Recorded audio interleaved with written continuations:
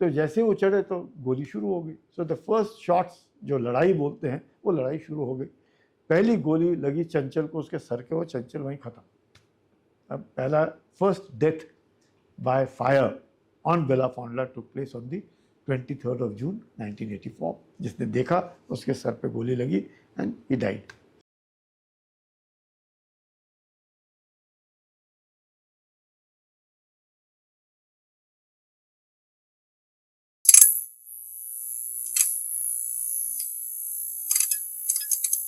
आज का episode is a very very special episode for us.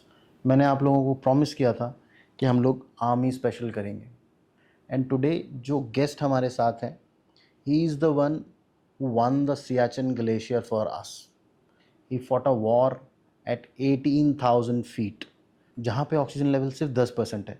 So I am very very humble today and privileged to invite lieutenant general mister Sanjay Kulkarni with us, and he's going to tell us about Operation Meghdoot and how we won Siachen back. So welcome to the show, sir. Thank you. तो sir, starting में हम लोग थोड़ा सा एक for lemon context set कर लेते हैं। आप थोड़ा सा बता दीजिए कि इसका जो सियाचिन ग्लेशियर है वो कितना इम्पॉर्टेंट है इंडिया के लिए, उसका जोग्राफिकल एंड जो पॉलिटिकल जो इम्पोर्टेंस है फॉर इंडिया, कि उसको ऑक्यूपाई करके रखना हमारे लिए क्यों ज़रूरी है, तो सो दैट आगे की इंटरव्यू में लोगों को समझ में आए कि क्यों किया गया ये operation. Siachen Glacier is the second longest glacier outside the polar region. Okay. That is the first thing. It's in the Karakoram Mountains. It is 76 kilometers long and about 2 to 5 kilometers wide. The snout of the glacier could be said between about 12,000 feet and goes as high as Indrakol, which is touching over 19,000 feet. Okay. Has peaks which are ranging from about 22,000 to the world's second highest peak called the Karakoram 2. Mount Everest is the highest peak. K2. K2 is in Pakistan. Now in the Pakistan occupied Kashmir. Okay. Is the second highest peak in the world. It is a mountainous paradise. मतलब इतने इससे बढ़िया पहाड़ चढ़ने के लिए आपको कहीं नहीं मिलेंगे। Absolute natural beauty, मतलब बर्फ से ढका हुआ, such beautiful landscaping, and therefore in 1947 when the ceasefire agreement was drawn, what is then called the Karachi Agreement, उसमें we had that demarcation and going for the boundaries, and we could go up to a point called NJ 9842. Okay. So from NJ 9842, it was considered an area which is very, very inaccessible at that point of time and subsequently also. And the agreement read the point which is up to NJ 9842, thence northwards along the glacier. So thence northwards along the glacier, जो शब्द इस्तेमाल किया है, it meant going along the Saltoro ridge line. Okay. So that must follow along the Saltoro ridge line. Pakistan, over a period of time, they call it a cartographic aggression. उन्होंने point 9842 को join कर दिया काराकोरम पास के साथ. Now the Karakoram Pass जो है, it's an accepted boundary between India and China. That Okay. means when we say Karakoram Pass, they accept that this is the boundary. So it has nothing to do with Pakistan, but they. It has everything to do with China. Okay. K2 is accepted. हम लोग वहाँ पे आज भी patrolling के लिए जाते हैं. तो when we have Karakoram Pass, पूरी लड़ाई झगड़ा जो चीन के साथ है, it emanates from the word Karakoram only. Okay. वो कहता है कि the boundary between India and China should run along the Karakoram range. Oh.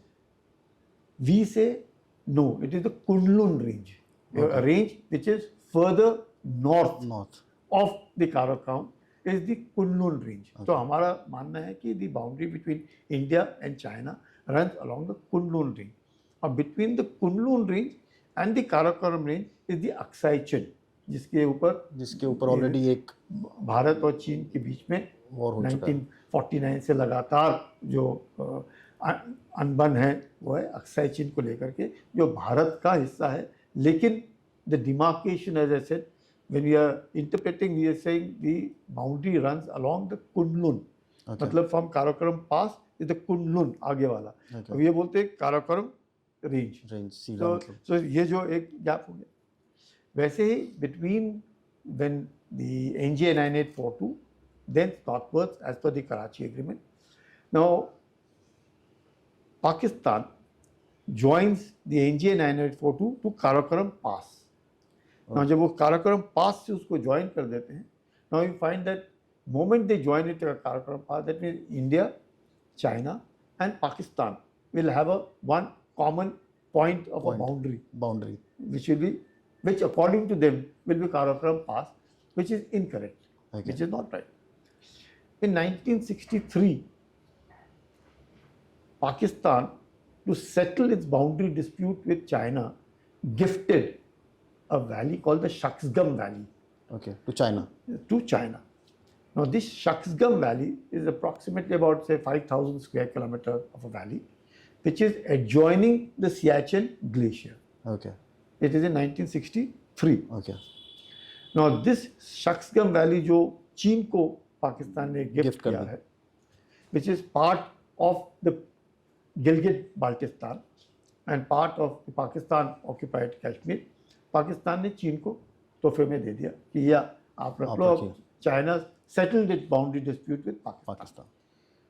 China has settled its boundary dispute out of the 14 neighbors that there with all of them except India, Bhutan and India. और भूटान के साथ settle नहीं हुआ इसलिए वो डोकलाम हुआ। हिंदुस्तान के साथ सेटल नहीं हो रहा है क्योंकि ये जो हम देख रहे हैं भारत और चीन के बीच में क्या हो रहा है। Now when the Shaksgam Valley is gifted by Pakistan to China, from the Shaksgam Valley is adjoining, as I said, Siachen Glacier, is part of the Xinjiang province. Now the Xinjiang province has a Khunjara Pass. उस खुंजरा पास से आता है Karakoram highway. और आज जो हम बात करते हैं चाइना पाकिस्तान इकोनॉमिक कॉरिडोर, वो खुंजरा पास से होते हुए काराकोरम हाईवे जो आता है गिलगित बाल्टिस्तान से होते हुए ग्वादार जाता है इंडियन ओशन में। क्योंकि China does not have an entry into the Indian ocean, it is confined on the other side of Malacca strait. तो इंडियन ओशन में आने के लिए उन्होंने रास्ता ढूंढा by road from Sinkiang province of there via Khunjara Pass. The thing is called Karakoram Highway. Then it goes down to Gwadar and then it comes into the Arabian Sea, that's the Indian Ocean में वो लगता है। And then from there it goes to Iran. उसके बगल में ही हमारा और एक पोर्ट है जो ईरान के साथ है, Chabahar. So you have Gwadar, you have Chabahar, and ये सब बातें हम आज सुन रहे हैं जी। I'm telling you, this is 1963. So Chabar was a port for India since. No, Chabar was a port which is not much in use. Now it is. The Iranians gave it to India to develop that port, primarily because Afghanistan को अगर कोई सामान भेजना है, जैसे गेहूँ भेजते हैं उनको या खाने के लिए दवाइयाँ भेजते हैं, या इतने साल तक अफगानिस्तान को जो परेशानी होती थी सीमेंट भेजते हैं, वहाँ पे हमने उनका पार्लियामेंट बनाया, अस्पताल बनाया। तो we were using this as one of the transit की सामान अगर भेजना है, क्योंकि पाकिस्तान तो इस्तेमाल नहीं करने दे रहा है जो पुराना silk route. Otherwise you have gone from Lahore Peshawar would have gone down to Kabul. कोई दिक्कतें नहीं थी। अब मतलब द एक्सपीडिशंस आल्सो बाबर का भी वहीं से आया है, सो ऑल द एक्सपीडिशंस के so would have take, but Pakistan does not allow us to go through that. So we have found out कि ग्वादार के एडजॉइनिंग पोर्ट चाबार से we can go to Afghanistan, and from there we can go to Iran. So there is an entry that is available to us, and that is also one of the most frequented route for energy. तेल जो Iran से आता है या middle east से आता है, वो वहाँ से तेल गुजरता है और फिर इंडियन ओशन से होते हुए मालाक्का स्टेट से गुजरते हुए चाइना, जापान, सबको तेल ये so it's one of the most heavily transit route. और मालाक्का स्ट्रेट जो है तकरीबन मैं कहूँगा कि आप लगा सकते 1 lakh ships pass through Malacca straight every year. Every So 1 lakh you can ships. see 1 lakh means every 10 odd minutes there is a ship which is passing through. इतना सारा तेल लेकर गुजरता, तेल हुआ, बाकी कमर्शियल गुड्स हुए. सो अगर मालाका स्ट्रेट बंद हो जाए, अगर आप समझ सकते हैं कि आपका ये नॉर्मल लाजपत नगर में मेन रोड बंद हो जाए. हाईवे है, you have a road which is running, अगर कोई ये गाड़ी बीच में अटक जाए तो आप समझ सकते हैं कि ट्रैफिक जैम The जब same होता thing है. that happened with the Panama it happened in Suez canal. Suez Canal. Yeah. Suez canal में जो हुआ, you found that the ship अटक गया, हाँ. तो पूरा का पूरा वो ना उधर गया जा पाए ना. इधर. So that possibility exist which China is aware कि अगर चाइना को किसी ने तंग करना है तो दिस इज वन प्लेस की ट्विस्ट कर दिया तो Chinese and China trades through Malacca strait. Virtually about $5 trillion का trade is passes through Malacca Strait. So they So need China an wants alternate route from so China wants the mountains as well. बिल्कुल. So China ने अपना south China सी में दबदबा मचा रखा है. Now it wants the same thing to be done in the Indian Ocean. Indian Ocean. So if it does it in the Indian Ocean, it does it in the Pacific, then China will find itself secured and Secure. happy. That is what the Chinese feel. So now coming back to where in Siachen is, Yeah. since from 63 onwards they are wanting this route to be developed. Developed. So Karakoram Highway, Gilgit-Baltistan, come down to Gwadar, which is today China has invested $50 billion and more into this highway. Still coming, not still from not there. complete, Yeah. I guess. Besides this, the Chinese also have pipelines coming from the Central Asian republics. So जो car का reason है, वहाँ से तेल आता है. Tajikistan, Kyrgyzstan, Uzbekistan, वहाँ से जो तेल जाता है pipeline to China, to the Sinkiang province. So keeping the geographic location in this, why I'm telling you this is the importance what is happening over there. Now when Siachen Glacier, as I said, it is 76 kilometer long, 225 kilometers wide. Now it is Judson like this. Okay. So ये बीच में आ गया, glacier आ गया, इस तरफ पाकिस्तान हो गया, इस तरफ चीन हो गया, और इसको लग करके इधर शक्सगम वैली हो गया. Okay. So it is all Shaksgam valley. This is the Siachen Glacier. इधर K2 पीक है और इधर आपका काराकोरम पास है. Okay. So you have this, और ये हम लोग बीच में आ गए. अगर हम लोग यहाँ पे नहीं होते और ये हट गया तो चाइना एंड पाकिस्तान का पूरा clearly they have joined hands. So we had to ensure it was ours. इसमें ये नहीं कि उनका है या उसके ऊपर हम कब्जा करें, ऐसे नहीं, हमारा ही है. आपके एक इंटरव्यू में मैंने सुना भी था कि Pakistan was giving permissions to other countries Yes, absolutely. People to go to this place Absolutely. Because उनका जबकि कोई ऐसा रोल है नहीं इसमें. See, what happens is because this was an inaccessible area. Now when I say inaccessible area, because सांस लेना दिक्कत. अगर सांस आपको, you are working at all times at 18,000 or 20,000 feet, सांस लेना दिक्कत है. आपको खाना नहीं खा सकते हैं, आपको नींद नहीं आती है, तरह तरह के रोग हो सकते हैं. You can get snow blindness. आपको बिल्कुल आप ब्लाइंड हो जाएंगे बिकॉज धूप के कारण जब आएगा आँख खराब हो जाएगी. रात को टेम्परेचर्स विल बी -30, -40, -50. दिन में it can even go to +1 और +2, +3 और sometimes +20, -20. So the body has to withstand 40 degrees का variation. Typical, very special clothing is required to survive over there. So it's not easy. It's extremely difficult. मेरे को एक question ये भी आपसे पूछना था कि जो ऑक्सीजन लेवल है, अगर दिल्ली में ऑक्सीजन लेवल 100 है तो what will be the oxygen level at the Siachen? Say about 30%.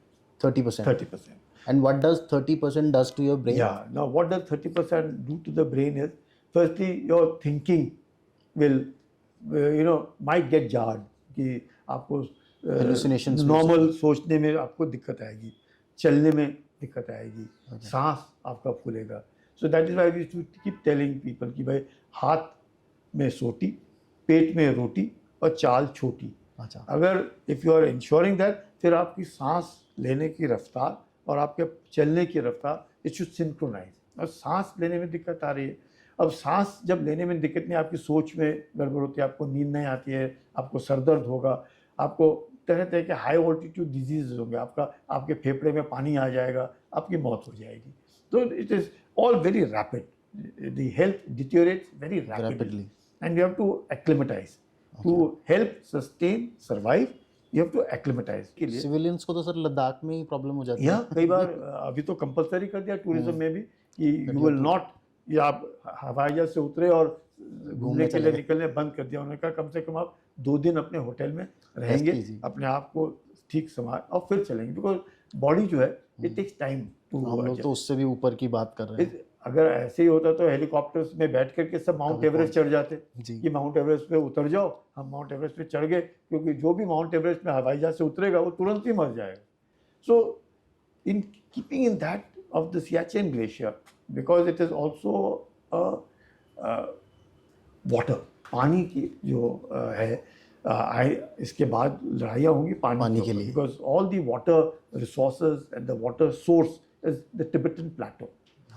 No, lots of water is in the Tibetan plateau, Karakoram, Himalayas. पानी वहाँ से आता है. Siachen is the second largest source of It's the fresh water. second longest glacier, and it's in fact source of water. It is one of the highest source of water. Just not Siachen, all the other places जो Himalayas में, काराकोरम में जो पर्वत है, उस height के ऊपर बर्फ है, वो बर्फ पिघलेगी तभी नीचे पानी आएगा नदियों में, नहीं तो पानी कहाँ से आएगा।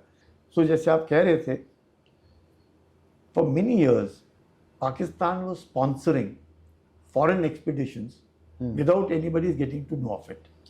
तो ये भारत को पता चला नेशनल ज्योग्राफिक ये वो कि भाई ये कैसे हो रहा है। जो कर्नल एन कुमार थे, was the commandant of the high altitude warfare school. He was from the Kumar regiment. Bull Kumar, उनको बुल के नाम से जाना जाता था, एक्सेलेंट माउंटेनियर। तो उनका एक जर्मन दोस्त था, दे डिड राफ्टिंग, अच्छा, नदी में राफ्टिंग कर रहा था, नुब्रा और शोक नदी में। The Nubra originates from Siachen glacier and Shyok नदी जो है वो पीछे से आती है। So it is this, so you see all connected how the whole thing is.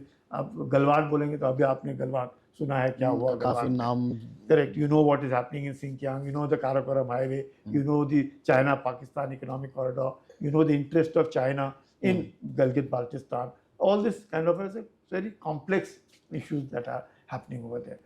So since this German mountaineer who met Colonel Kumar, and then Colonel Kumar ने जब देखा कि ये जो नक्शा दिखा रहा है ये तो भारत के अंदर है और ये उनको कह रहा है कि आफ्टर हम आपके उस पे परमिशन लेंगे to Pakistan, and Pakistan has sponsored him.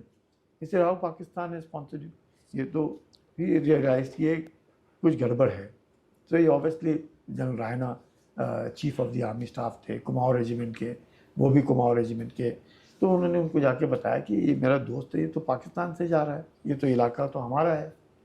So America ने, there is a person called Hudson, तो भारत अमेरिका को बार बार बोलता था कि भाई आप जो नक्शे दिखा रहे हो, आप कश्मीर को पाकिस्तान में दिखाने की कोशिश करते हो, वो गलत है, ये पूरा कश्मीर भारत के अंदर है। Anyway that man joined NJ 9842 to Karakoram, America ने। Okay, anyways America used to support Pakistan. सो उस वक्त तो सीटो सेंटो, पाकिस्तान वाज वर्चुअली जैसे आज पाकिस्तान चीन के साथ उनकी गोदी में चिपका हुआ है, वैसे वो उस वक्त अमेरिका के साथ चिपका हुआ था। और अमेरिका भी पाकिस्तान को मदद कर रहा था, या कहेंगे कि they always saw it as an ally of America, and a nice way for America to keep a check on China. So what was being used by America, China and Russia, मतलब वो Central Asian region, Russia के ऊपर नज़र रखनी, चीन के ऊपर नज़र रखनी। So they thought Pakistan was a nice fulcrum, और इधर से उधर भी जाना है। After all, if aircrafts also flying from America do go to even say Russia or wanting to go to China, they require a place to land. So Pakistan was one nice, और उसको उनको पैसा मिलता था। That is how the American helped the Pakistan army to remain in power. कि पाकिस्तान के जो army के ऑफिसर्स हैं वो सारी ट्रेनिंग लेते हैं अमेरिका में। India is always a very a country which would be non-interfering, मतलब इस तरह का काम नहीं करना है, ऐसे डेमोक्रेसी, और किसी के साथ नहीं है, नॉन अलाइन है, हम अपने हैं। Even in the Cold War we never supported, openly never supported, और अभी भी वही है, we are not aligned to anybody, we are friends with everybody, we are partners to everybody, but कोई हमारे ऊपर वो हक नहीं जता सकता, हक से हमारे से कुछ मांग नहीं सकता। So that is a different relationship. So in that context they found that we realized that Pakistan, it would not be right for me to say that was helped by America, but that map, Pakistan was using it, which because America has published that map, the International Mountaineering Federation and the international mountaineers saw that this area was part of Pakistan. So and it is better to go to Pakistan and then attempt to climb the peaks in this area through Pakistan, because Pakistan will provide a liaison officer. Because इस इलाके में जाना है तो they would provide you logistic support, you know, एक liaison officer दे दिया, porters दे दिए, ये कर दिया, mountaineers की मदद कर दी. So Pakistan was doing that, which we came to know. So having said this, when Colonel N. Kumar, he took permission from the army headquarters and then decided that he would take one mountaineering के जो courses होते हैं जो उनको लेकर के जाएंगे Siachen glacier में. This was now 1978. 78. In 1978, he took the course from High Altitude Warfare School to Siachen to see what it is all about. In 1978, मैं भी वहीं पे था course कर रहा. So I was doing the basic course and he had taken the advanced course in 78. So in 1981, again Colonel N. Kumar thought कि भाई it is time now. He told the chief of the So army what did staff, they found when they went to Siachen in 78? See, when they went in 78, well, they had a little trouble with the Pakistanis because Pakistanis found out that the Indians are on the Siachen Glacier. So they used to fly their aircraft, they would fly their helicopter, बताने के लिए कि ये हमारा इलाका है. But it didn't matter much because कोई आना. So these people went there, saw, recce किया उन्होंने, अच्छी तरह देखा. In 81, they went and climbed various peaks, Soltoro Kangri. You know, in 1978, they climbed Terem Sher, Terem Kangri. Or when I say Kangri means snow-covered peak. Okay. When I say here in after Belafond La, La means a pass. A Kangri means Soltoro Kangri, Sia Kangri, Terem Kangri, a snow-covered peak. मतलब बर्फ से ढका हुआ. By now, the Pakistanis realized कि India को कुछ कर रहा है. हाँ, ये इसको इंटरेस्ट दिख रहा है. And much that they were trying to capture this area of Siachen, उनसे हो नहीं पा रहा. But they were doing cartographic aggression, नक्शे के ऊपर दिखाना कि ये हमारा इलाका है. धीरे धीरे करके फॉरेन एक्सपीडिशंस को स्पॉन्सर करना, ये बताना कि जापानीज एक्सपीडिशन है, अमेरिकन हैं, ब्रिटिश हैं, हमारा पार्ट है, आप हमारे यहाँ से जाइए. वो हमारे पास तो आ नहीं रहे परमिशन लेने के लिए, ना हमसे कोई इजाज़त मांग रहे हैं, वो पाकिस्तान जा रहे हैं. तो इंडिया रियलाइज कि there is something which is fishy, which is not correct, which is wrong, which the Pakistanis are doing it. So this was 1981. In 82, then we thought that we should now patrol this area. Okay. So we call it the long range patrolling. So 1981 में it was called Ibex Hunt करके one of the LRPs. We went on Siachen Glacier. मैं वहीं पे था 1981 में. आप लद्दाख में थे? लद्दाख में, वहीं पर जहाँ पे ये हो रहा है. मैं तुर्तुक में था. अच्छा. So because I was in Turtuk at that point of time, तो मैंने कहा चलो. आपकी बॉडी वैसे भी. हाँ, this is I'm referring to 82. Okay. 81 was Colonel N. Kumar. In 82 we went for Ibex Hunt. So वहाँ होने के नाते as part of the battalion, तो मैं एक बार हेलीकॉप्टर में दिख दाख करके आ गया. It was normal, जाना 3 महीने रहना वापस आना. But I didn't stay there in 82. In 83 मेरे को बोला गया कि you will be a part of a patrol which will go on Siachen Glacier. This time it was to capture. No, 83 was to Just again to 3 महीने के लिए जाना, देखने के लिए, रहना, वापस आना. You can generally go on these places is about July, August, September, अधिक से अधिक अक्टूबर. उसके बाद and you have to come back because बहुत ही ठंडा हो जाता है. It's like an open refrigerator. अब आपके जो फ्रिज भी हैं उसमें लिखा होता है -19 या -21. That's all. यहाँ तो -50, -60 तक तो वैसे ही चला जाता है नॉर्मल रात को. एंड दिन में अगर सर्दी का होगा तो it may touch -20. Even Galwan में भी जो इंजरीज हुई ये सर्दी के कारण, अगर कोई पानी में गिर जाएगा तो वो तो फ्रीज होकर के मर जाएगा. सो दिस समथिंग लाइक वो बर्फ ही बन जाएगा. So he can not survive. So that is how casualties take place at this altitude. मतलब ओपन वॉरफेयर कम है, क्लाइमेट बुलेट से कैजुअलिटीज बहुत कम होती हैं लड़ने, मतलब आप लड़ रहे हैं, बट मैक्सिमम कैजुअलिटीज अगर हमारे अभी तक तकरीबन अब लगा ले आप 900 से ऊपर कैजुअलिटीज हुई हैं सियाचिन में फ्रॉम से 1984 till 2020. So these kind of casualties take place because of high altitude and I would say extremely difficult living conditions. So going back to 82, we had that Ibex hunt. 83 we went in for polar bear. So polar bear 1 and polar bear 2 करके नाम था. So the name of the operation? Operation, so long range patrolling to show that this is ours, which Pakistanis came to know. Okay. So we pulled back in the month of October क्योंकि सर्दी हो गई, जाते थे हम लोग, वापस आ गए. पाकिस्तानी आए, हमने 83 में छोड़ा, वो पाकिस्तानी सियाचिन ग्लेशियर के ऊपर आए. पीछे आए ये सोच करके कि हम अपना कब्जा जमा लेंगे सियाचिन के ऊपर, क्योंकि भारतीय तो वापस चले गए, हम आके, but they could not survive because it was very cold and they were the best troops of Pakistan who thought that they could be able to do anything.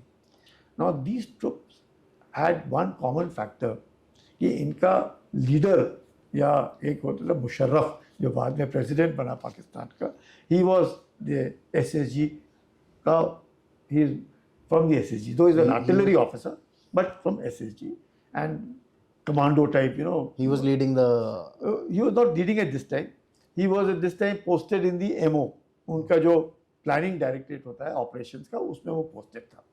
तो उसने सुना ये सब कुछ हो रहा है. Musharraf has written a book अभी मरने से पहले, after he became the president of Pakistan, in the line of fire. In that book, in the line of fire is written that 83 में the Indians came on Siachen glacier, we followed but we could not survive and they were pulled back.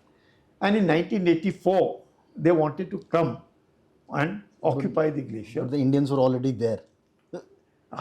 Now this is what you are saying is the most interesting part. So he himself is writing to say that in 84, Pakistanis wanted to come on top of the glacier because in 82 and in 83, the Indians were going in the month of July. Okay. So they had thought that 82 maybe these people came in July. In 83 also they came in July. So they thought that in 84, also what he has written, that they will come in the month of May. So they will be there at least 2-3 months before the Indians come on top of the glacier. And when Indians come, they will see us and they'll have to go back. Because वो एक height पे हैं already. Height पे plus you have to go, you will find the firing will start. Because if you are moving towards a particular point and they've already seated there, they will not let you come. So this was the plan of Pakistan, and Pakistan himself, Musharraf had written that they wanted to preempt the Indian army by occupying the glacier in the month of May of 1984.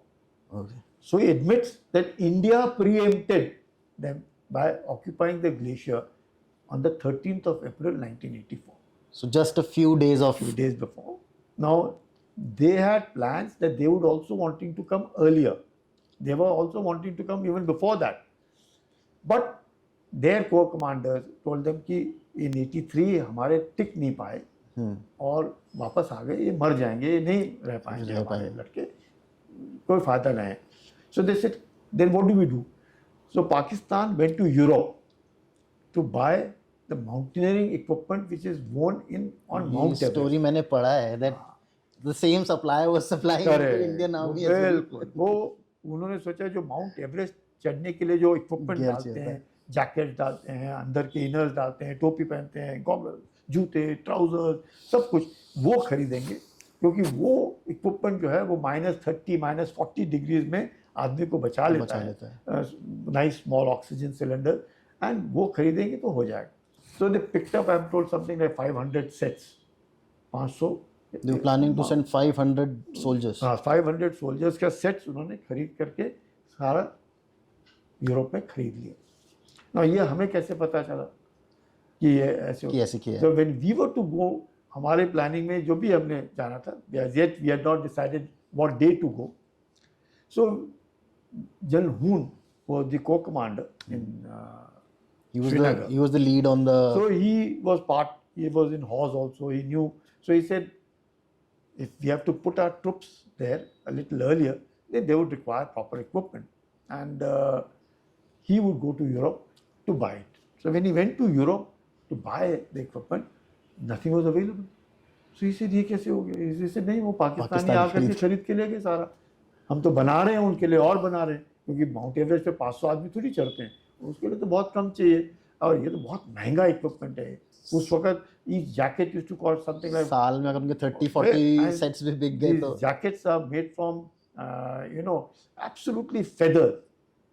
पंख होते हैं पक्षी के, वो पक्षी जो उस height पे रहते हैं, जैसे आप पश्मीना जो शॉल बनाते हैं, जो आइबेक्स होते हैं, जो शीप होते हैं, वो बिल्कुल थोड़ा सा उसका निकलता है पश्मीना, जो बिल्कुल गर्म होता है, जिसके कारण ये जो जानवर हैं उस हाइट पे रह सकते हैं, because that gives them warmth to their body.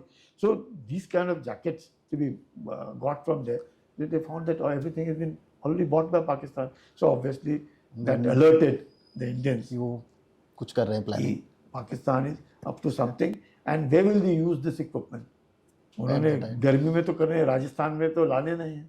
So that means this Siachen glacier में ही. That is the only area जहाँ पे पंगा है. And in any case, they also would have found out that Indians are also planning. We also knew that Pakis are also planning. So now that every equipment was already sold, everything was bought by Pakistan. Now, we were in 82, rather I would say 78, in 81, 82, 83, we were using equipment which is manufactured in India. But the equipment that is manufactured in India and used, we were using it from the month of July till October, which is supposed to be livable. मतलब it is cold, it is minus 20 degrees, but not minus 50 degrees. You can survive, at least survive. Yeah, you can survive well, and the weather is also not that bad. Because the weather turns worst is the wind factor. They call it the wind chill factor. Blizzard जब चलता है. The wind, जब हवा आती है, it is at 100 kilometers an hour. और मेरे जैसे आदमी वहाँ पे जो है, if you are not roped up, you can just take away. मतलब आपको पता ही नहीं चलेगा आप कहाँ चले गए करके और कहाँ दब गए और धस गए. जितना टॉर्नेडो में चलता है, आपका मुंह नहीं खुल रहा है, आप बात नहीं कर सक रहे, आपके आंख में बर्फ जा रही है, आप देख नहीं पा रहे, आपने चश्मे लगाए, वो पूरा चश्मा सफेद हो गया है. So it's very difficult to survive. देखना, खाना पीना, आपका आदमी 5 गज आदमी खड़ा है, वो भी नहीं नजर आ रहा है. So we always rope up. एक रस्सी होती है, so we call normal rope, which is about 100 feet in length. It is normal mountaineers के. So generally we have about 3-4 people, और एक दूसरे को रस्सी बांध के. So अगर कोई गया भी तो एक खींचेगा तो दूसरा आदमी 20 गज के आगे होगा, उसको पता चलेगा. So कम से कम 3 से 4 आदमी एक रस्सी के अंदर बंधे होंगे तो एक दूसरे की जान बचा सकते हैं. So this is the safety which is followed to ensure कि कोई गिर ना जाए, कोई धस ना जाए. अवलांचेस आते हैं. अवलांच मतलब ऐसे पूरे के पूरे पहाड़ बर्फ के नीचे आ जाएंगे, आपको पता नहीं चलेगा कि उस वक्त आसमान ऊपर है या आसमान नीचे है, क्योंकि आपके ऊपर तो बर्फ आ गई और आप कितनी बार उल्टा पुल्टे होकर के गिर गए, उसके बाद आपको नहीं पता चलता है कि आप आसमान ऊपर जाना है या नीचे जाना है. आप ऐसे कर रहे हैं और जान नीचे और नीचे कूद रहे. तो it's a very difficult situation. तो इसमें उसको ट्रेन करना है, उसका मनोबल ऊंचा रखना है.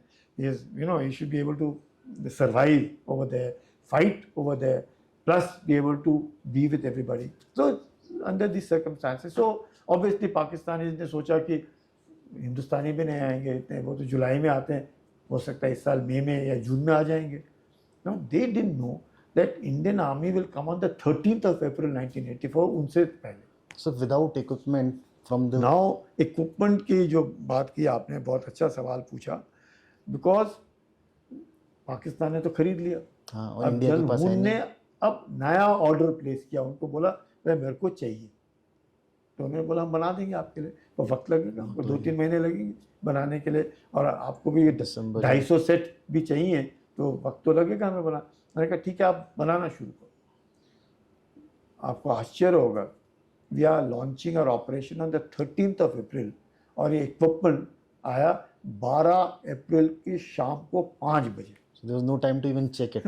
चेक जब तक वो आया और जब तक वो बक्से, इतने सारे हेलीकॉप्टर्स ने वो इक्विपमेंट लाना, और जो लड़के हैं कोई छोटे हैं, कोई लंबे हैं, कोई बड़े हैं, कोई मोटे हैं, जिस तरह सब तरह के लड़के हैं जो तगड़े हैं, तंबू के अंदर नॉर्मल उसको गर्म रखने के लिए छोटे छोटे वो आते हैं कांगड़ी टाइप, हाँ आइस किंग जैसे मोम होती है, लगाया तो कम से कम 1 घंटा चला तो वो गर्म हो गया वो इलाका. So all that equipment has now come on the 12th at 5 o'clock in the evening. one day before. And 13th, not even one day. Not even 13th को हमने 5:30 बजे तो हमने जाना है. No, this came now. I was taken on a recce. मेरे को उन्होंने कहा, I think it was the 11th of April, ये कहा एक बार चक्कर मार के आते हैं ऊपर, देख के हेलीकॉप्टर्स की इलाका कैसा है. मैं गया हुआ था उधर 82 में 83 में, तो मुझे इलाका तो मालूम था, पर तब भी हम लोग 2-3 महीने के लिए जाते हैं वापस आते हैं. तो they said will again show you. The aim was, अगर हेलीकॉप्टर आप उड़ाएंगे तो उनको भी पता चलेगा ये इनके हेलीकॉप्टर बार बार आ रहे हैं, तो इसको इंटरेस्ट होगा इसलिए आ रहा है, नहीं तो क्यों आएगा. और सबको चलेगा, अगर आप रेडियो सेट खोलेंगे आप तो उनको पता चल जाएगा कि भाई यहाँ से कोई बातचीत कर रहा है. तो रेडियो सेट भी नहीं खोलने हैं, रेडियो साइलेंस, बिल्कुल रेडियो साइलेंस. हेलीकॉप्टर भी नहीं उड़ाने हैं, आदमी ने चलना भी नहीं है, कुछ भी नहीं है. तो it is to keep secret, चुपचाप जो भी करना है चुपचाप. उनको भी मालूम है, पर वो नहीं आ पा रहे हैं बिकॉज उनके दिमाग में 1983 में वो वापस चले गए. वो है. Now they had sent a small note. उन्होंने एक नोट भेजा पाकिस्तान ने कि आपके ट्रुप्स हमारे इलाके में आ रहे हैं और ये इलाका हमारा है. ये पहली बार पाकिस्तान ने लिखित में भेजा हमें कि ये इलाका हमारा है. अभी तक तो चुपचाप बैठे थे, हम एक दूसरे को सिर्फ आजमा ही रहे हैं क्या कर रहे हैं करके. तो हमने कहा इसमें अब कोई शक नहीं है. और उसमें उन्होंने पहली बार बोला कि NJ 9842 से काराकोरम पास को ये लाइन जाती है और सियाचिन ग्लेशियर उस पास के उत्तर में है, तो ये इलाका हमारा है, ये आपका नहीं है. और हम दोनों के देशों के बीच में अच्छे रिलेशनशिप बने रहे, तो उसके लिए है तो आप वापस चले जाओ. वी न्यू कि Pakistan has now intentions to occupy the glacier. Now there are routes जो आते हैं, there are 2 major passes. एक को बोलते हैं सियाला, ला मतलब पास, एक है बेलाफोंडला. आपने वो आपने कैप्चर कर दी, वो और नीचे था वो ग्योंगला, यानी ग्योंगला, बेलाफोंडला, सियाला, ये 3 पासेस. पर जनरली जो पास जिसे पाकिस्तान फॉरेन एक्सपीडिशन भेजता था वो था बेलाफोंडला. तो 84 में उन्होंने मेरे को बोला, और हम लोग एक कंपनी थी, मेजर संधू जो थे वो कंपनी कमांडर थे, मैं प्लेटून कमांडर था, और 2 और प्लेटूनें थी जिसमें परमवीर यादव, उसके नीचे 30 जवान, और एक सेकंड लेफ्टिनेंट धीरेन्द्र गुसाई करके थे, उसके नीचे 30 आदमी, और मेरे 30 आदमी, और इन सब के कंपनी कमांडर मेजर संधू. और हम लोगों का टास्क था कि हमने बेलाफोंडला कैप्चर करना है. ना बेलाफोंडला अगर कैप्चर करना है तो पहले तो उन्होंने कहा भाई 13 अप्रैल को करना है. तो सब लोग कहने लगे भाई 13 अप्रैल पॉसिबल, हाँ ये तो बड़ा अनलकी डे होता है, नॉर्मल बातचीत में 13 अप्रैल अस इंडियंस. बिल्कुल. तो वो वहाँ पे ब्रिगेडियर चन्ना, उन्होंने कहा नहीं 13 अप्रैल को ही जाएंगे, क्योंकि वो भारतीयों के लिए सबसे शुभ दिन है, क्योंकि बैसाखी का दिन होता है, नया साल होता है, इससे शुभ दिन कोई हो ही नहीं सकता है. वो पाकिस्तानी के लिए थोड़ा पाकिस्तानी भी बैसाखी मनाते हैं और हम लोग भी बैसाखी मनाते हैं. सो 13 April is the day which will go and let us do it. हमें नहीं मालूम है इस वक्त कि पाकिस्तान भी मई में आने की सोच रहा है या अप्रैल में आने की सोच रहा है या हमसे टकरेगा उसी दिन, हमें कुछ नहीं मालूम है. तो we just chose he decided, and Delhi से परमिशन मिल गई कि ठीक है आप 13 अप्रैल को जा सकते हो, नो प्रॉब्लम. तो 12 अप्रैल को ये हेलीकॉप्टर्स आए, सामान लेकर के आए, और फिर 13 अप्रैल को सवेरे सवेरे छोटे हेलीकॉप्टर जिनको हम चीता बोलते हैं, जिसमें 2 ही पैसेंजर्स होते हैं, एक पायलट, को पायलट और 2 पीछे, 4 ही आदमी, एंड 2-2 आदमी करके ले जाना है. And we have to occupy Siachen glacier में बेलाफोंडला.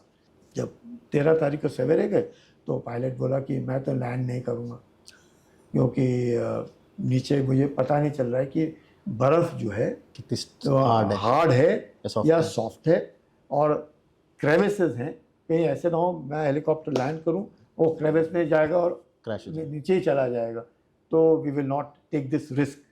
तो मैंने कहा फिर क्या कहते, यू जंप। जंप मैं कहा फ्रॉम ठीक है। What height? We are all 18,000।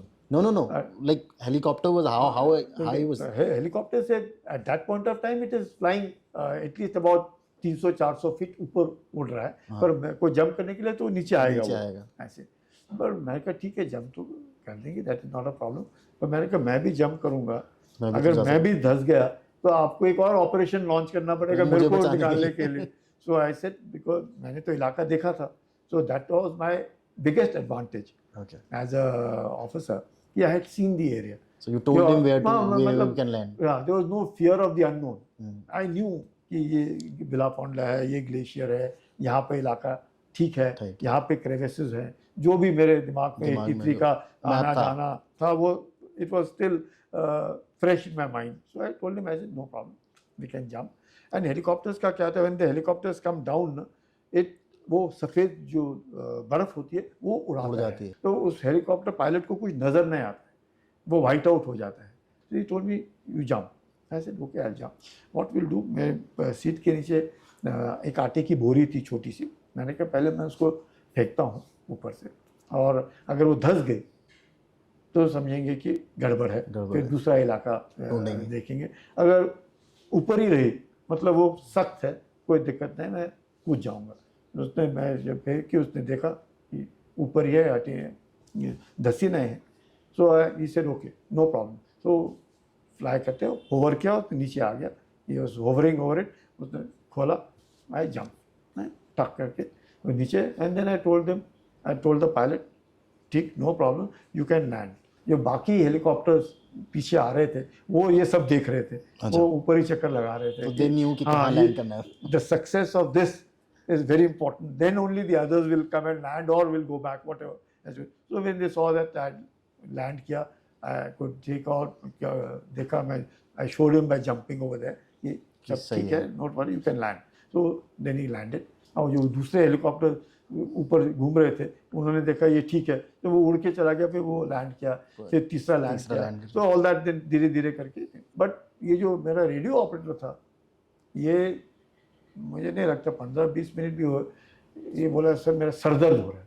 मैं कह रही ये ऐसे इतना जल्दी सर दर्द हो गया तेरे को? कहता सर मेरे से सच में सर दर्द हो रहा है, मेरे से कुछ भी मैं कर नहीं पा रहा है। So he was sitting quietly.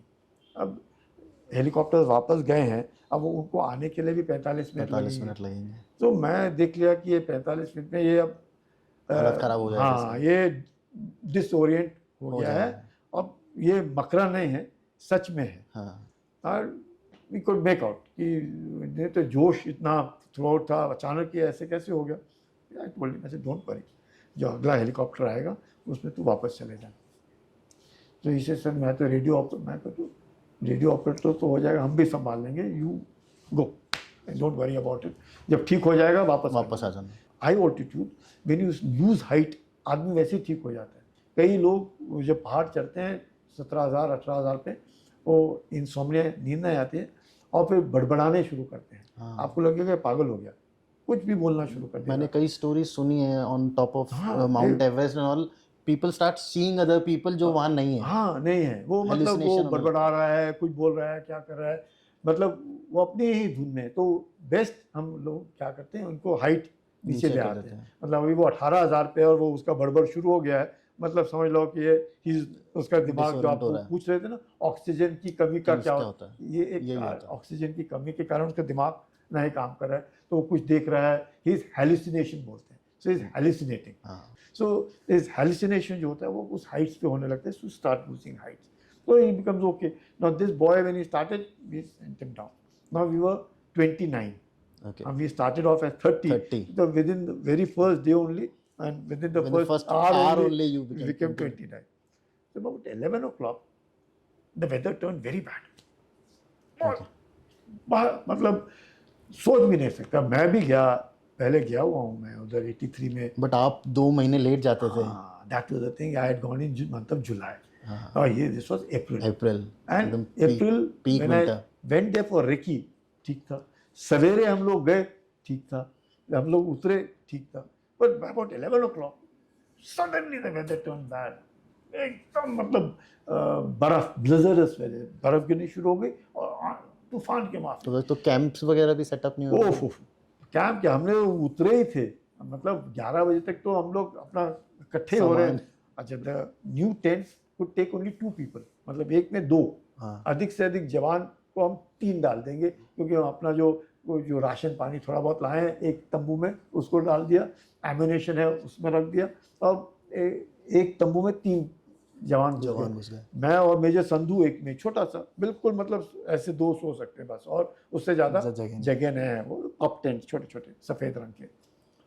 तो वी आर जस्ट पिच्ड, वो हवा में, मतलब ऐसे ये क्या हो गया। एंड मेरे साथ जवान थे जो पहले भी आए हुए थे। तो कभी आपको लगा कि ये डिसीजन गलत हो गया इतना जल्दी? हाँ, मतलब 13 अप्रैल, अब the decision taken was that radio silence होगा, 5 दिन तक रेडियो पे कोई बातचीत नहीं करेगा, चुप बैठे रहेंगे जब तक ये सब अपने अपनी जगह पे पहुंच ना जाए।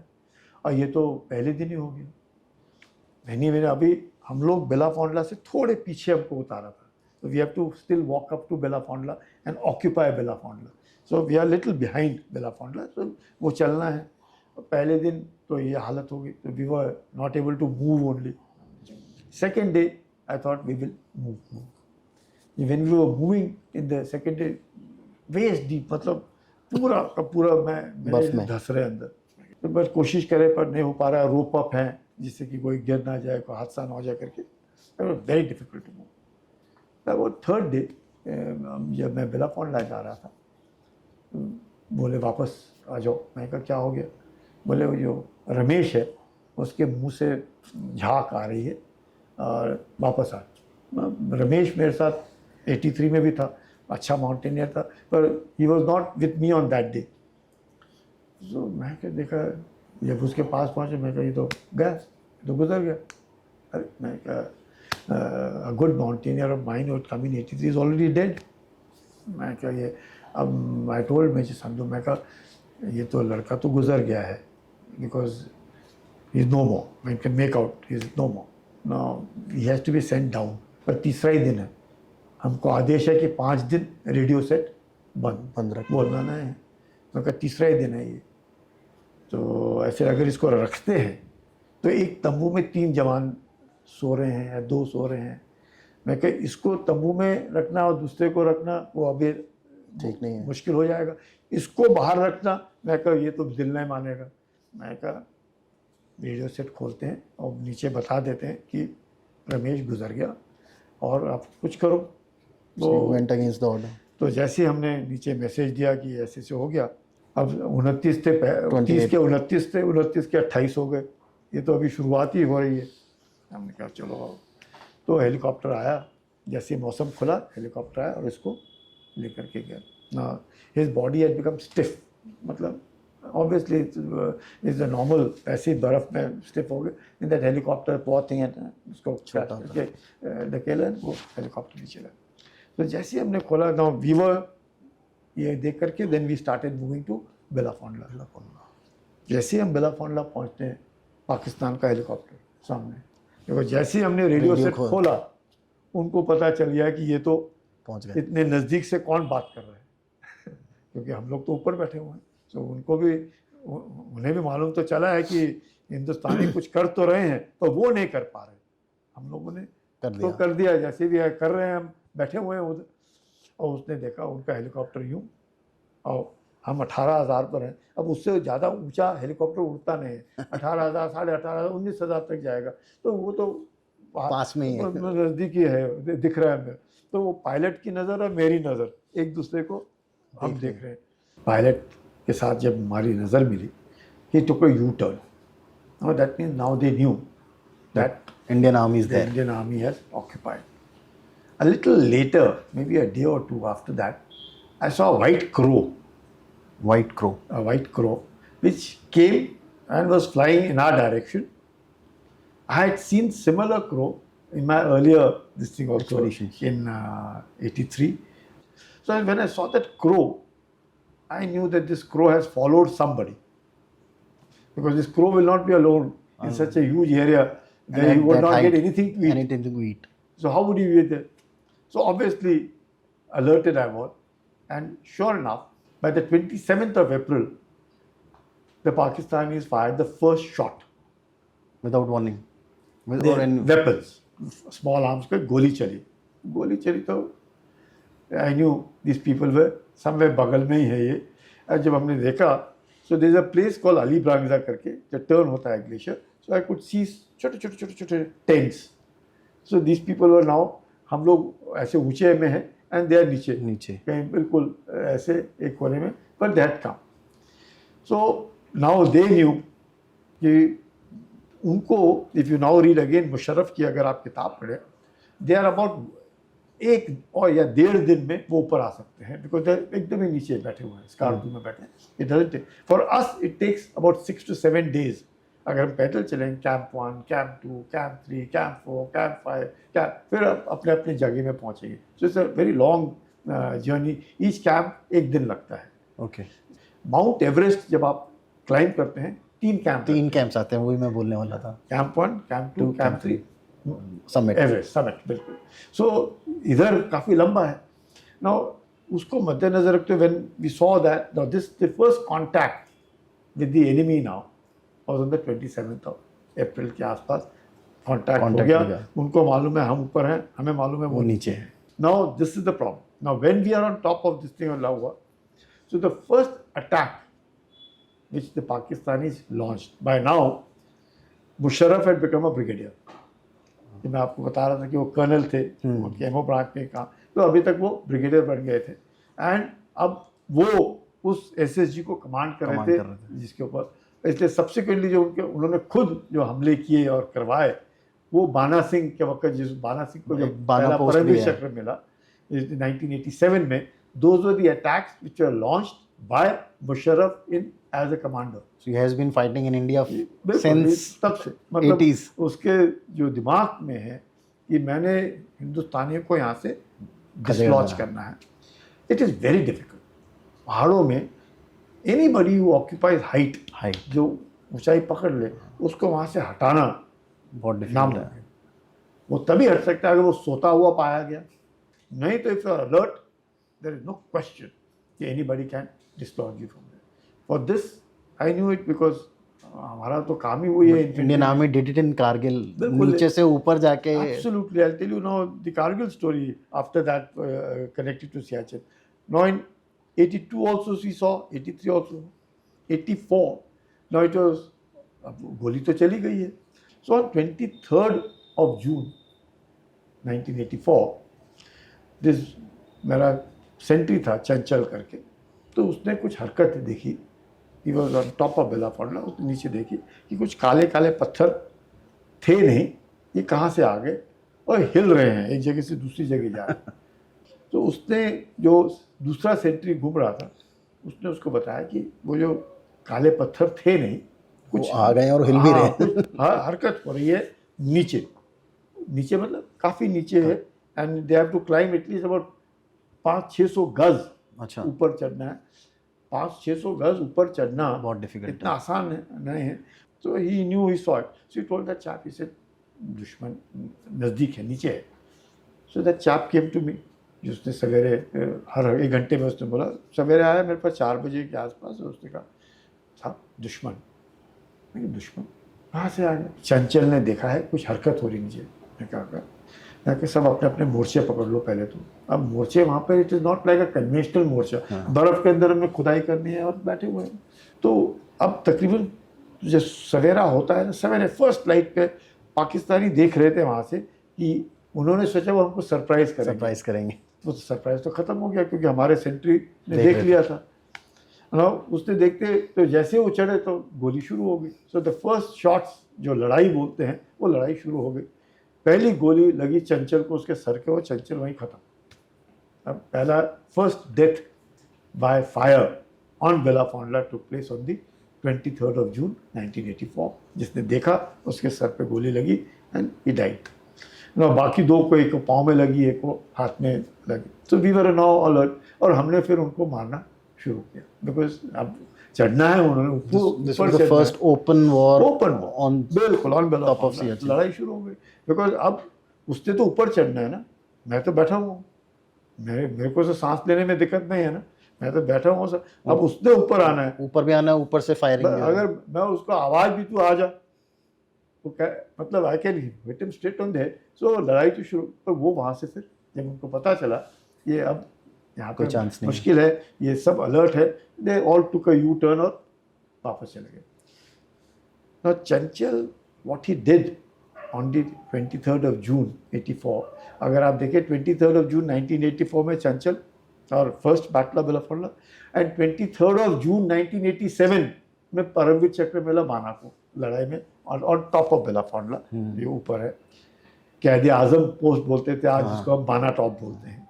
सो ऑन 23rd जून ये जो चंचल था, तकरीबन मे बी अबाउट 10-15 दिन पहले ऐसे बहुत मौसम ख़राब, बहुत ज़्यादा ख़राब, and it was very very difficult to see. और मैं गुस्से में अपने तंबू से बाहर आया, मैं देखा इतना बर्फ़ गिर रही है, मौसम ख़राब है, आप पीपल अलर्ट और नॉट।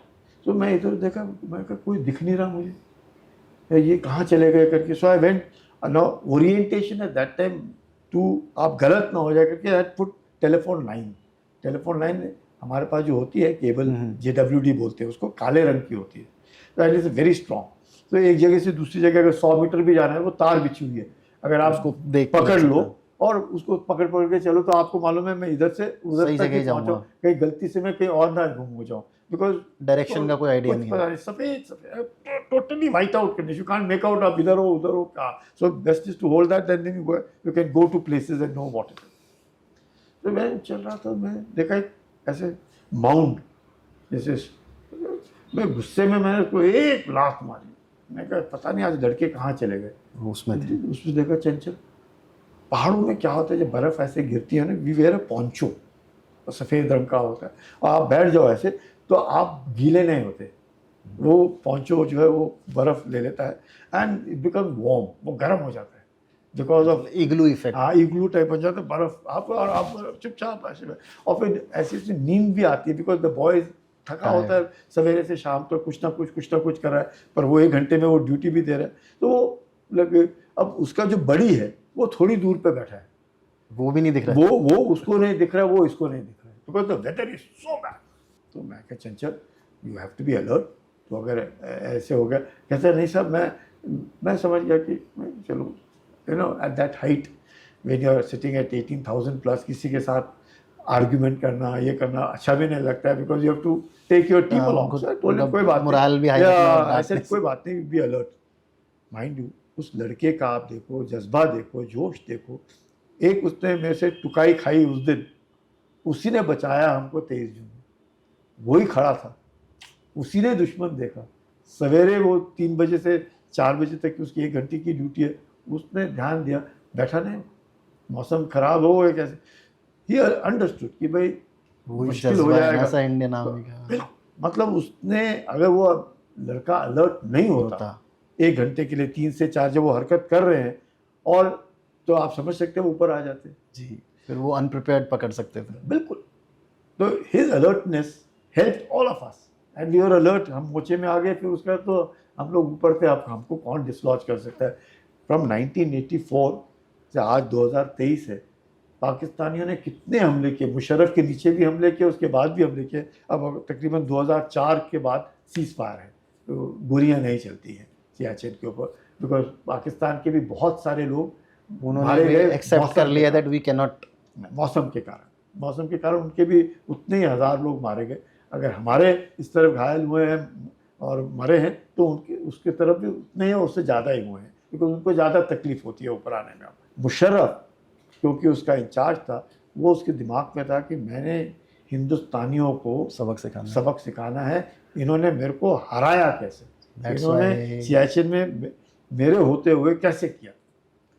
उसने कारगिल किया, कारगिल में उसने वही किया जो हमने सियाचिन में किया। उसने हाइट्स आके पकड़ ली, और उसने सोचा जैसे ये सियाचिन में बैठे हैं, वैसे हम लोग भी पकड़ लेंगे, तो हिंदुस्तानी कुछ नहीं कर सकते, और अफवाह फैला देंगे ये क्या उसको बोलते हैं, मिलिटेंट हैं, टेररिस्ट हैं, हम नहीं हैं। और लेकिन ये फौजी थे पाकिस्तानी, और उनको हमारे भी तकरीबन अब तो now I think they have accepted कि it was the they have accepted it was their fault, but we lost 524 people recapturing our heights. Kargil में हमारे भी तो 524 उनके भी मरे, पर हमारे भी तो 524 लोगों ने अपनी शहादत दी और they were all died capturing the heights of Kargil. So in mountains जिसने पकड़ लिया वो वेरी डिफिकल्ट. वैसे आप गलवान में देखो, वैसे आप ईस्टर्न लद्दाख में देखो कि जहाँ जहाँ पर हम हैं, चाहे वो रजांगला में हो, रिचिनला में हो या कहीं पर, once you've occupied heights, it is very difficult to dislodge, very difficult to dislodge. अब पाकिस्तान फिर कैसे मार खा गया? वो they could not do anything to us on Siachen, but in Kargil they lost. All the heights they had to vacate because once you're determined कि अब छोड़ना नहीं, though of course कारगिल की जो पहाड़ हैं वो अलग है.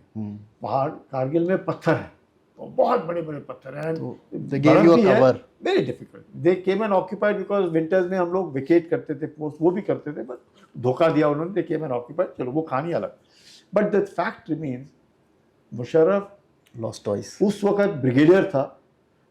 हम लोग जब 1984 में गए वो कर्नल थे, बाद में ब्रिगेडियर हमला किया, और जब वो chief of the army staff बना 1999 में, वो दिमाग में था कि इनको छोड़ना नहीं, कारगिल किया.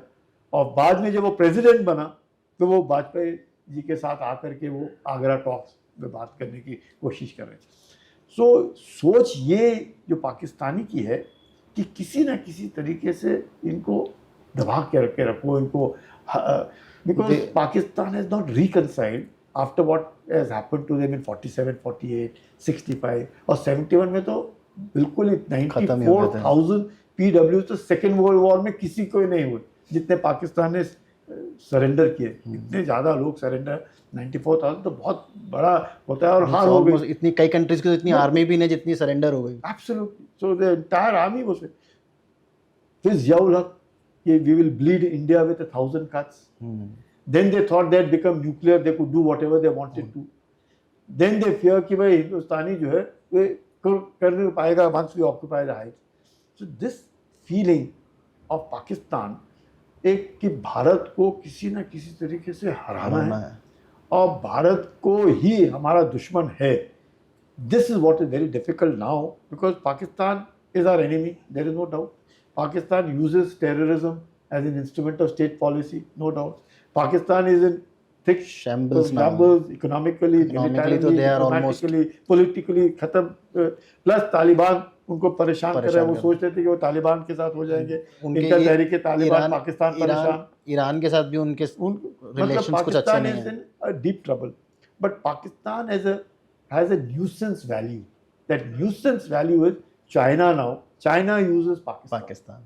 कि भाई आप भारत को आतंक में परेशान करो और परेशान करते रहो, हम बाकी संभालते रहेंगे, आप भारत को उभरने मत. सो द सियाचिन का जो एडवांटेज मिला हमें, वो हम लोगों ने गलवान में, ईस्टर्न लद्दाख के हाइट्स में, हमारे जो जवान 1984 से लेकर के लगातार टर्न करते हैं. हम लोग 3 महीने के लिए रहते हैं. So they are better prepared than anybody else. 3 महीने के लिए रहना है और वापस आना है. फिर तो तकरीबन पूरी फौज जो है, जो जिनका काम है वहाँ पे रहने का, वो सब के सब प्रिपेयर रहते हैं, एक्लिमेटाइज रहते हैं. उनको मालूम है कि क्या परेशानी.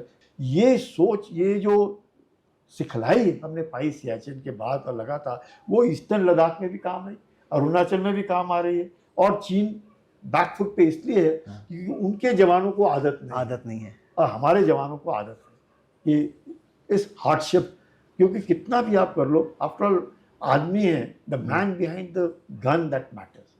चाहे मैं कितना भी आपको बता दूं ऐसी दिक्कत होती है, वैसी दिक्कत होती है, ये, पर जब तक आपको फ्रॉस्ट बाइट नहीं होएगा, चिल ब्लेन नहीं होएगा, आपको नींद नहीं आएगी, आपको वहाँ पे काजू बादाम चॉकलेट सबके दुनिया भर का खाना है आपके पास, खा नहीं सकते आप, पर आप खा नहीं सकते. सरकार ने कोई कमी नहीं छोड़ी है. आपको जो कैलोरीज, आपको 5,000 कैलोरीज चाहिए एक जवान को हर दिन, फिर ही वो उस सर्दी के साथ लड़ने की काबिलियत रखता है. जबकि उसके पास वो कपड़े हैं, वो कपड़े वो पहन रहा है, उसके बावजूद भी उसकी बॉडी को, अब मैं 3 महीने नहाया नहीं, क्योंकि नहाएगा कैसे? पानी तो बनाना ही है, पर गर्म पानी भी कौन बनाएगा, कौन? उससे अच्छा नहाओ ही मत. बेस्ट। तो जो कपड़े डाले हैं शुरू में वही कपड़े हैं 3 महीने तक। 3 महीने के लिए, मैंने तो बदली नहीं की। अब वो हट्स भी बनने हैं, अब अच्छा तो आई थिंक परमानेंट स्ट्रक्चर धीरे धीरे, पर बर्फ के ऊपर आप रखेंगे तो थोड़े दिन के बाद वो पलट जाता है। हो जाता है, वो नीचे हो जाएगा, वो पिलरिंग इफेक्ट बोलते हैं, वो ऊपर उठ जाते हैं। तो you again have to keep shifting your location. The aim is to be able to sustain at such places, you have to be mentally tough, you have to be physically fit, logistically self content, morale should be high. ये आपको मालूम है कि पीछे नहीं देखना है, पीछे नहीं देखना। आपको मालूम है कि अगर मेरे को कुछ होता है सरकार मेरी देखभाल करेगी। अब रमेश है, अब रमेश गुजर गया 1984 में। अब जो उसको कीर्ति चक्र मिला, तो उसकी बीवी आई थी पदक लेने के लिए, और उसके दोनों, उसके पिताजी भी आए, वो भी कुमाऊं रेजिमेंट में थे, और उसके फादर इन लॉ वो भी कुमाऊं रेजिमेंट में थे। तो ये उसकी बीवी उस वक्त से 19 या 20 साल की लड़की होगी, एक 7 महीने का बच्चा था गोदी में। आप समझ सकते हैं कि 7 महीने का बच्चा गोदी में है, वो माँ जो है वो 1984 में, और तकरीबन 20 साल के बाद मुझे फ़ोन आता है, या 15 साल के बाद, कि उसके भाई ने मुझे फ़ोन किया कहीं से, कहाँ से उसने मेरा नंबर लिया, साहब मैं रमेश का भाई बोल रहा हूँ। मैं कहा वेरी गुड, आप रमेश वही जो मेरे साथ सियाचिन में था? बोले हाँ वही, उसका भाई बोल रहा हूँ। मैं कहा आप कहाँ पे हो? मैं बैंक में हूँ। मैंने कहा कैसे याद किया आपने मुझे? बोले उस रमेश का लड़का जो है वो भर्ती के काबिल हो गया। अरे मैं कहा बहुत अच्छी बात है। कहता है मैं पिताजी के ही पलटन में जाऊँगा, पिताजी के ही रेजिमेंट पे जाऊँगा, वो उसी की कंपनी में जाऊँगा। तो यही जज्बा है actually, more than anything else, जो इंडियन आर्मी का जो मोराल है, जो जज्बा है लड़ने का, जो जज्बा, उसकी माँ जो है मना नहीं कर रही। माँ ने ये नहीं कहा कि एक ही बच्चा है। Getting goosebumps. आई थिंक यही चीज़ है सर जो हमको पाकिस्तानी और चाइनीज आर्मी से, they leave their post, they run away, they no denying the fact. हमारा पाकिस्तानी तो बार बार ये बोलते हैं कि अगर हमें हिंदुस्तानी अफसर मिल जाए तो हम तो दुनिया कैप्चर कर लें। ही नहीं वो, मतलब हम लोग भी जो जितने भी अफसर हैं, जेसीओज हैं, जवान हैं, ये कोई अलग अलग नहीं है, वहीं पे रहते। वही तंबू में मैं भी रह रहा हूँ, वही तंबू में वैसे वो भी रह रहे, वही खाना मैं खा रहा हूँ, बल्कि वही मुझे खिला रहे और वही चाय बना करके मुझे पिला रहे। So it is something which is very creditable. और कई बार मुझे लगता है कि I learn from them as an officer. मेरे को लगता है कि भाई उसमें इतना जज्बा है, उसमें इतना जोश है, उसमें इतनी काबिलियत है, तो मुझे थोड़ा बहुत तो करना है। I can not just sit back, I also work. So that it's a both way, two way street. He is also putting in his best, because officer कर रहा है तो मैं कैसे नहीं, हाँ, मुझे उसका लगता है फायदा ऑफिसर कर रहा है, ऑफिसर को लगता है कि उसमें इतना है तो आई मस्ट।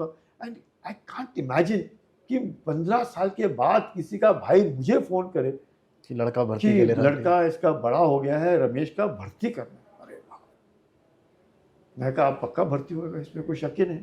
हट्टा कट्टा लड़का, वो 15 साल, या वो भर्ती होते होते थी मतलब अबाउट 17 ईयर्स, उस वक्त 7-8 महीने का बच्चा था, माँ ने पाला। That is the best.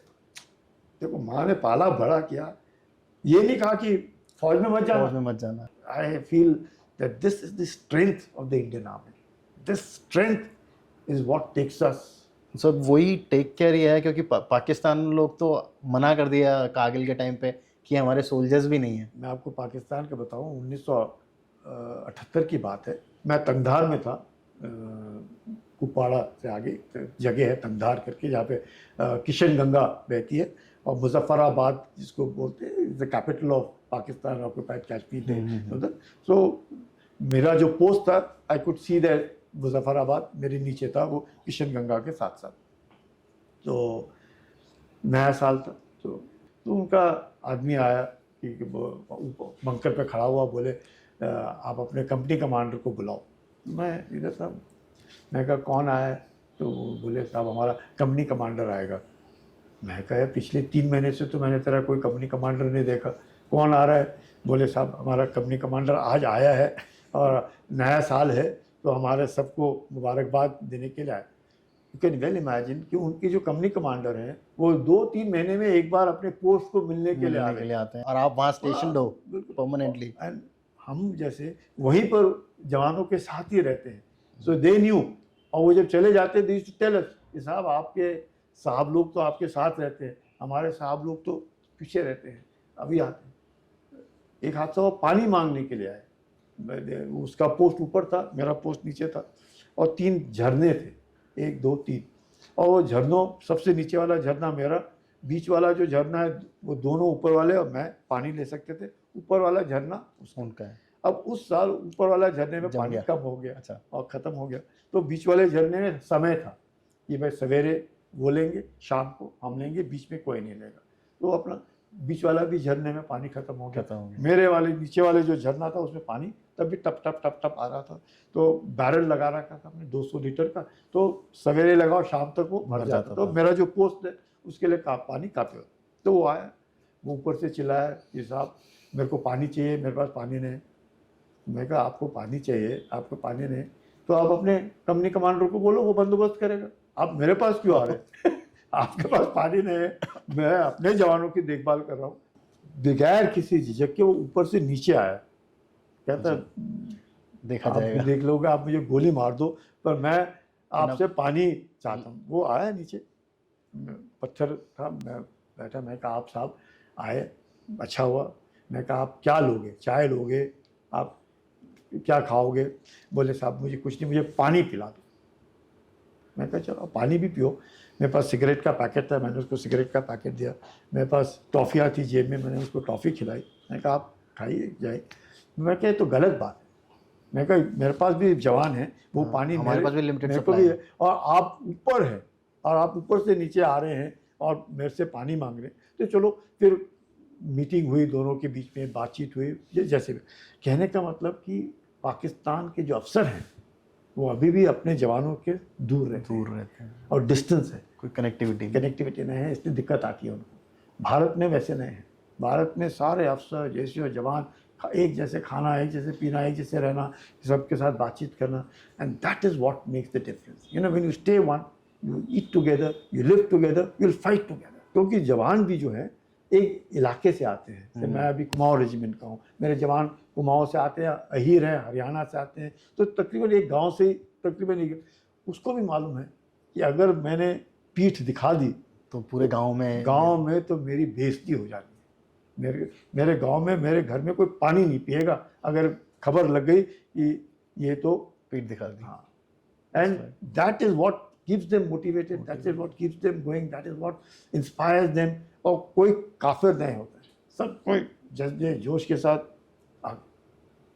होएगा, बदनामी होगी, नाम नमक निशान। That is what is motivating everybody. Before we finish off this episode, क्योंकि अभी अगर हम लोग और भी बहुत सारे टॉपिक्स अगर उन पर बात करने लगेंगे तो फिर 2-3 और एपिसोड्स का आपको फिर मुझे आई थिंक हमको एक अलग से बुलाना पड़ेगा। कि नरेंद्र जो आपने वो बुल कुमार बताया, वो नाम में ही अपने आप से मुझे लगता है कि 1-2 घंटे का एपिसोड बन सकता है। यस। तो sir before you leave us today, कुछ एक मैसेज फॉर द सिविलियंस, क्योंकि आर्मी तो है ही, कुछ एक ऐसा मैसेज सिविलियंस के लिए सर, दे नो कि आर्मी हमारे लिए क्या करती है, कि सियाचिन सिर्फ हमने एक एरिया कब्जा नहीं कर लिया है, उससे लैंड जो हमारी है उसको प्रोटेक्ट करना कितना ज़रूरी है। जस्ट एक छोटा सा मैसेज। It's very important. बाकी जो लोग हैं, एक तो you know there is a lot of respect for the army in India, there is no denying the fact that there is lot of respect for the army, but it's very important for normal जो लोग हैं ये समझने में कि they should not worry. You know अफवाहें आएंगी, अब क्या है, is the world of mobile, fake news, ये हो गया, इट्स ऑल फेक। आधा वक्त तो you will not get the truth. The jawans you can trust, आप बिल्कुल आंख बंद करके आप रह सकते हैं, they will deliver, they will not hesitate, irrespective of कोई भी अफवाहें फैलाए, कुछ भी कहे, कोई भी सरकार है, कोई भी सरकार जाए, कोई लेना देना नहीं। ये फौज देश की फौज है और इस फौज को संभालना, उसकी इज्जत करना सबका कर्तव्य है, लेकिन फौज भी अपना कर्तव्य निभाएगी। Territorial integrity and sovereignty of the nation will be defended, no problem. But what is most important for us is that अब जो लड़ाइयाँ होंगी वो ये नहीं कि कन्वेंशनल लड़ाई होगी, अब लड़ाई अंदर होएगी, अंदरूनी लोगों के बीच में तालमेल अच्छा होना चाहिए, भाईचारा होना चाहिए, साइबर अटैक्स होंगे, आपके बैंक्स के ऊपर हमले होंगे, आपने देखा कि रेलवे में अभी जो बड़ा हादसा हुआ, एक हादसा हो गया छोटे सी गलती के कारण, जैसे बोल रहे हैं ये वो लिंक गलत हो गया। अब आजकल ज़माना डिजिटाइजेशन का है, तो कोई भी कहीं से भी उसको Anyone can मॉनिटर hack करके the system and- इधर कर सकते। दुश्मन जो है तब हर तरह के हथकंडे अपनाएगा। Information war now. बिल्कुल, it's psychological war, information war, trade war, cyber war, सब तरह की लड़ाई प्लस कन्वेंशनल वॉर। सो जो कन्वेंशनल वॉर है वो तो है ही, वो आप उसको छोड़ नहीं सकते हैं, लेकिन उसके साथ साथ ये, तो मेरा मानना ये है कि आज की तारीख में हर कोई आदमी हर नागरिक जवान है जैसे, और उसके लिए हमें सतर्क रहना चाहिए कि दुश्मन जो है, और हमारा दुश्मन कौन है? चीन, पाकिस्तान, इसमें तो कोई शक नहीं, बुरा भी नहीं लगना चाहिए ये कि we should not be diplomatic, they are our enemy and we have to protect ourselves. उसके लिए हम लोगों ने बार बार बोलते हैं ना, आत्मनिर्भर in all matters of security. Normal आत्मनिर्भर नहीं होते तो आप समझ सकते क्या हालत होती।